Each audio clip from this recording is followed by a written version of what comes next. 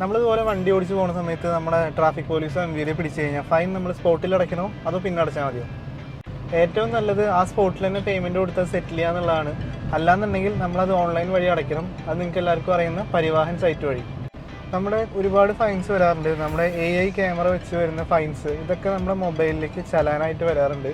ഇതെല്ലാം നമ്മുടെ പരിവാഹൻ സൈറ്റിൽ കയറി നമ്മുടെ ചലാൻ നമ്പറും അതുപോലെ ലൈസൻസ് നമ്പർ RC നമ്പറൊക്കെ അടിച്ചു കൊടുത്തു കഴിഞ്ഞാൽ ഇതിൻ്റെ ഡീറ്റെയിൽസ് കിട്ടും. ഇത് അവിടെ വെച്ചിട്ട് തന്നെ നമുക്ക് ക്ലോസ് ചെയ്യാനായിട്ട് അടയ്ക്കാനായിട്ട് സാധിക്കും.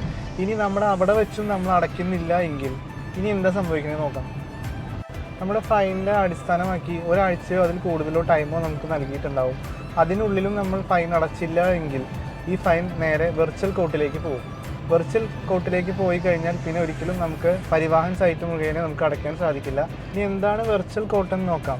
ശരിക്കുമുള്ള കോർട്ടിനെ ഓൺലൈൻ ആക്കിയിട്ടുള്ള ഒരു കോർട്ടാണ് വെർച്വൽ കോർട്ട്. ഇവിടെ നമുക്ക് നേരിട്ടല്ലാണ്ട് ഓൺലൈൻ മുഖേന നമുക്ക് നമ്മുടെ ഫൈനുകൾ അടയ്ക്കാൻ സാധിക്കും. വെർച്വൽ സൈറ്റിൽ കയറിയതിന് ശേഷം നമ്മുടെ ചലാൻ നമ്പറും RC നമ്പറും ലൈസൻസ് നമ്പറൊക്കെ അടിച്ചു കൊടുത്തതിന് ശേഷം ഇവിടുന്ന് നമുക്ക് നമ്മുടെ ഫൈൻ ക്ലോസ് ചെയ്യാനുള്ള ഒരു ചാൻസ് കൂടിയുണ്ട്. ഇതും നടന്നില്ലെങ്കിൽ ഇവിടെയും ഞാൻ അടയ്ക്കുന്നെങ്കിൽ എന്ത് സംഭവിക്കും നോക്കാം. അപ്പോൾ വെർച്വൽ കോർട്ടിലേക്ക് പോയി കഴിഞ്ഞാൽ ഉണ്ടാവുന്ന മെയിനായിട്ടുള്ള 3 പോയിന്റുകൾ പറഞ്ഞുതരാം. അതൊരു വലിയ പ്രോബ്ലം തന്നെയാണ്. ഫസ്റ്റത്തെ പ്രോബ്ലം എന്ന് പറയുന്നത് നമുക്ക് ഒരിക്കലും പരിവാഹൻ സൈറ്റിൽ ഇനി അടയ്ക്കാനായിട്ട് സാധിക്കില്ല. അത് നമ്മൾ വെർച്വൽ കോർട്ട് മുഖേന മാത്രമേ അടയ്ക്കാൻ സാധിക്കൂ. രണ്ടാമത്തെ പോയിന്റ് എന്ന് പറയുന്നത് കേരള പോലീസോ MVD നമ്മൾ പിടിച്ചു കഴിഞ്ഞാൽ നമുക്ക് തരാവുന്ന മിനിമം ഫൈനാണ് അവർ സ്പോട്ടിൽ വെച്ച് തരുന്നത്. അത് തന്നെയായിരിക്കും നമ്മുടെ പരിവാഹൻ സൈറ്റിലൂടെ നമുക്ക് അടയ്ക്കാൻ കഴിയുന്നത്. എങ്കിൽ നമ്മൾ വെർച്വൽ കോർട്ടിലാണെങ്കിൽ അതിൽ കിട്ടാവുന്ന മാക്സിമം ഫൈനായിരിക്കും വെർച്വൽ കോർട്ടിൽ നമുക്ക് കിട്ടാവും. മൂന്നാമത്തെ കാര്യം നമ്മുടെ ലൈസൻസ് ബ്ലാക്ക് ലിസ്റ്റ് ചെയ്യപ്പെടും. ഇത് നേരെ റെഗുലർ കോർട്ടിലേക്ക് പോകും. റെഗുലർ കോർട്ടിൽ പോയി നമ്മൾ നേരിട്ട് പോയോ അത് വക്കീൽ മുഖേനോ ഫൈൻ അടയ്ക്കാവുന്നതാണ്. ഇതൊരു വലിയ പ്രോബ്ലം തന്നെയാണ്. കുറച്ച് നാൾ കയറി ഇറങ്ങേണ്ടി വരും. ഇനിയൊരു ലാസ്റ്റ് ചാൻസും കൂടി ഉണ്ട്. നമുക്ക് ഓൺലൈനായി അടയ്ക്കായിരുന്നു എന്ന ബോധ്യം വന്നു കഴിഞ്ഞാൽ നമ്മൾ ആരെയാണോ ഫൈൻ തന്നത്, കേരള MVD ആണെങ്കിൽ കേരള MVD ഓഫീസിൽ പോയി അവിടെ നമ്മുടെ ചലാൻ കാണിച്ചു കഴിഞ്ഞാൽ അവരത് എഴുതി തരും. ആ സ്ലിപ്പുമായി നമ്മുടെ ട്രഷറിയിൽ പോയി പേയ്മെൻറ്റ് ചെയ്ത് കഴിഞ്ഞാൽ നമ്മുടെ കേരള റെഗുലർ കോടതിയിൽ നിന്നുള്ള ഫൈൻ നമുക്ക് അല്ലെങ്കിൽ കേസ് നമുക്ക് പിൻവലിക്കാനായിട്ട് സാധിക്കും.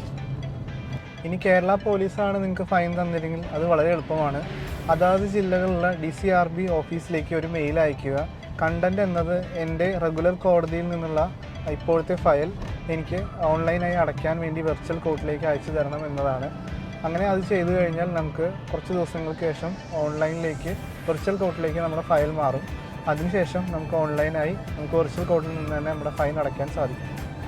അപ്പോൾ ഇനി മുതൽ വണ്ടി പിടിച്ചു കഴിഞ്ഞാൽ ആ സ്പോട്ടിൽ തന്നെ പൈസ കൊടുത്ത് നമ്മുടെ സോൾവ് ചെയ്യുക. അതല്ലെങ്കിൽ നമ്മൾ ഓൺലൈൻ പരിവാഹൻ സൈറ്റിൽ തന്നെ ഫൈൻ അടയ്ക്കുക. ഒരിക്കലും ഈ പറഞ്ഞ പ്രശ്നത്തിലേക്കൊന്നും പോകാണ്ടിരിക്കുക. അതിനെക്കാട്ടി ഉപരിയായി നമ്മൾ സീറ്റ് ബെൽറ്റും അതുപോലെ ട്രാഫിക് റൂൾസും ശ്രദ്ധിക്കുക. By this Sreejil Kalingan, premium automotive consultant, delta glass.